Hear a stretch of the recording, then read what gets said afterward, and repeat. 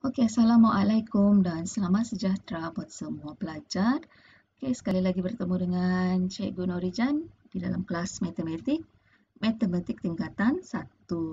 Okey, baiklah, hari ini Cikgu akan menunjukkan topik bab 8 garis dan sudut, dan kali ini adalah mengenai garis selari dan garis rentas lintang. Okey, kita akan melihat sudut-sudut yang berkaitan dengan garis selari. Kalau sebelum ini kamu sudah belajar mengenai sudut-sudut yang berkaitan dengan garis bersilang. Okey, sebelum itu kamu kena tahu apa itu garis selari. Garis selari ni dia biasanya adalah dua garis yang biasanya dia ada tanda anak panah lah. Okey, begini. Dia ada anak panah dua. Maksudnya dua garis itu adalah selari. Selari ni maksudnya dia menghala ke arah yang sama.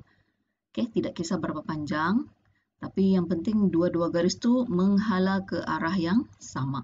Okay, kalau kamu ada nampak dua garis yang ada tanda anak panah, kadang-kadang ada tanda dua anak panah dia. Okay, itu maksud dia garis selari. Okay, ini adalah garis selari. Kemudian apa itu garis rentas lintang? Garis rentas lintang ini biasanya adalah satu garis lurus yang merentas tu garis selari. Dia begitu.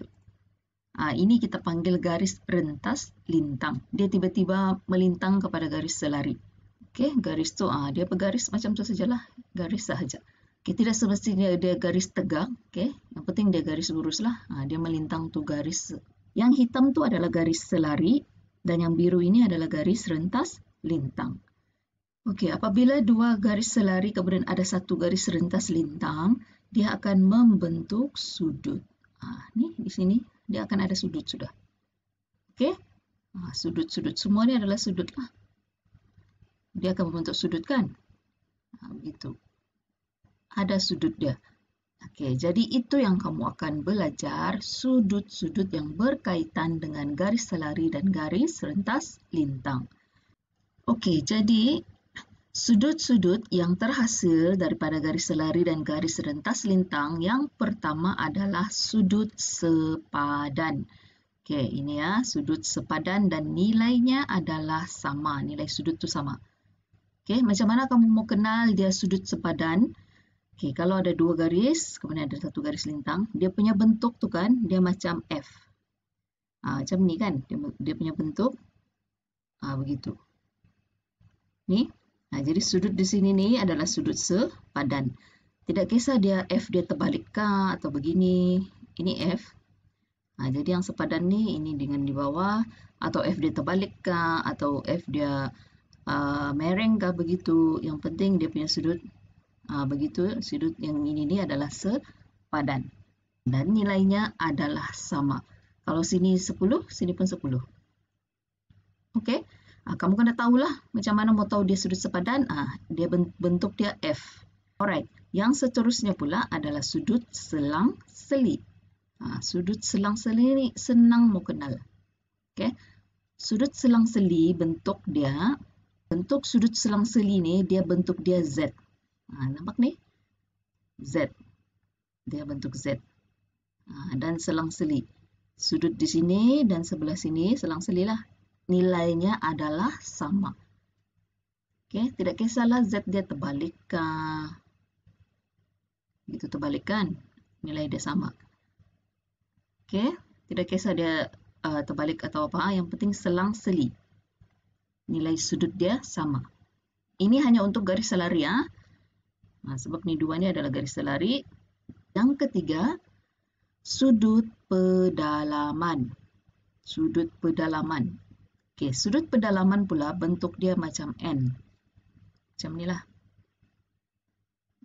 Di dalam dia. Okey, dalam dia ni, di dalam sudut pedalaman ni, C dan D, jumlah dia mesti 180. Okey, tidak kisah kalau dia punya N tu jadi begini. Yang penting jumlah dia sudut di dalam 180. Okey? Kalau bentuk dia begini kah? Dia mesti 180. Ini adalah sudut pedalaman. Oke, jadi 3 sudut yang berkaitan dengan garis selari dan garis rentas lintang. Yang pertama adalah sudut sepadan. Bentuk dia F. Nilai dia sama. Yang kedua adalah sudut selang-seli. Bentuk dia macam Z.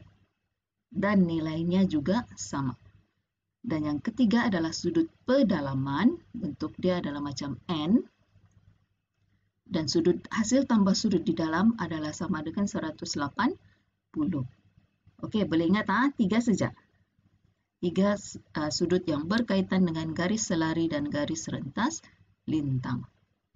Okey, kita tengok kepada contoh. In setiap rajang berikut dan tandakan. Okey, yang pertama dia suruh tandakan sudut P jika A dan P ialah sudut sepadan. Okey, ingat tadi sudut sepadan bentuk dia macam F. Okey, sudut sepadan bentuk dia F. Jadi di mana tu P? Kalau A dan P adalah sepadan. Okey, sini A. Jadi di mana sudut sepadan dia? Di sini kan? Jadi di sinilah P. Okey, dia bentuk dia F. Okay? Bentuk F. Dia begitu. Kemudian ada satu garis. Sini A. Jadi sudut sepadan dia di bawah. Kemudian sudut Q. Sudut Q. Jika B dan Q ialah sudut selang-seli. Okey, ini B. Di mana dia punya sudut selang-seli? Okey, ingat kalau selang-seli mesti Z. Okey. Z maksudnya ini B. Okey, so di sinilah Q. Dia mesti sudut selang-seli. Untuk Z kan? Begitu. Jadi di sini B. Jadi selang-seli dia di sinilah Q. 3 adalah sudut R. Jika C dan R ialah sudut pedalaman. Okey, sudut pedalaman adalah dia punya bentuk macam N. Kan? Begitu. Jadi kalau sini C, sebelah sinilah R. Alright. Okey, label sahaja. Okey, B pula. Sudut P, di mana P? A dia sepadan dengan P. Okey, kalau sini A, so di sinilah P. Sini pun boleh jadi P. Okey. Kemudian di mana Q? Sudut selang-seli dengan B. Okey, ini B. Okey, ini B ya. Jadi selang-seli dia, sinilah. So di sini Q. Dan last sekali adalah R, sudut pedalaman dengan C. So C sudut di dalam dia di sebelah sini. Ini R. Okey, ini label sahaja. Label di mana sudut sepadan dia, di mana selang-seli, di mana sudut pedalaman. Okey, yang seterusnya adalah kita menentukan sama ada garis lurus itu selari atau tidak. Okey, kalau kamu sudah belajar kan, kalau dia garis selari, sudut sepadan dia mesti sama, sudut selang-seli mesti sama, dan kalau dia ada sudut pedalaman, jumlah dia mesti 180. Okey, kalau kamu tengok ni garis yang A, tengok A, ini adalah sudut apa? Sudut sepadan kan? Dan nilai dia sama. Oleh sebab nilai dia sama, sudut sepadan ni nilai dia sama, maka A yang ini dia adalah garis selari. Dia ada sudut sepadan yang sama. Okey, B, tengok B. Okay, B ni kalau kamu tengok ini adalah bentuk N. Jadi sudut pedalaman kan. Kalau garis selari, sudut pedalaman jumlah dia 180. Okey, jadi cuba kita tengok. Adakah dia 180? 2 tambah 128. Jumlah dia adalah 170. Jadi dia bukan 180 kan? Dia tidak sama dengan 180. Maka garis bukan garis selari lah. Kalau dia garis selari, dia mesti jumlah dia 180. Okey, ini cara untuk menentukan sama ada garis tersebut selari atau tidak. Kalau dia memenuhi ketiga-tiga syarat, sudut sepadan, sudut selang-seli dan sudut pedalaman, barulah dikatakan garis itu selari. Okey, kita teruskan lagi. Yang seterusnya adalah menentukan nilai sudut. Okey, kamu sudah tahu kan garis sepadan, sudut sepadan, sudut selang-seli, sudut pedalaman. Okey, cari nilai A, B dan C. Okey, ini A, B dan C. Okey, tengok A. A ni kita boleh nampak terus. Macam yang cikgu cakap sebelum ni, sudut ni paling penting adalah kamu punya mata. Kalau kamu pandai tengok mana sudut selang-seli, mana sudut pedalaman, mana sudut sepadan, kamu memang boleh jawab. Okey. Jadi kalau yang A ni, kalau kita tengok dia adalah sudut selang-seli. Kita terus dapat nilai A lah. Nilai A sama dengan 60 darjah sebab dia sudut selang-seli. Tidak perlu jalan kejap. Okey, kemudian B. B, ini B. Tengok B dengan 118, dia adalah sudut sepadan. Jadi nilai B pun kita boleh dapat terus. Okey, nilai B sama dengan 118 darjah sebab dia sudut sepadan. Okey, jadi C pula, kalau kita tengok C ini dan B adalah sudut pedalaman. Okey, kalau sudut pedalaman, jumlah dia mesti 180. Jadi maksud dia B, kalau B kita tambahkan dengan C, dia mesti jadi 180.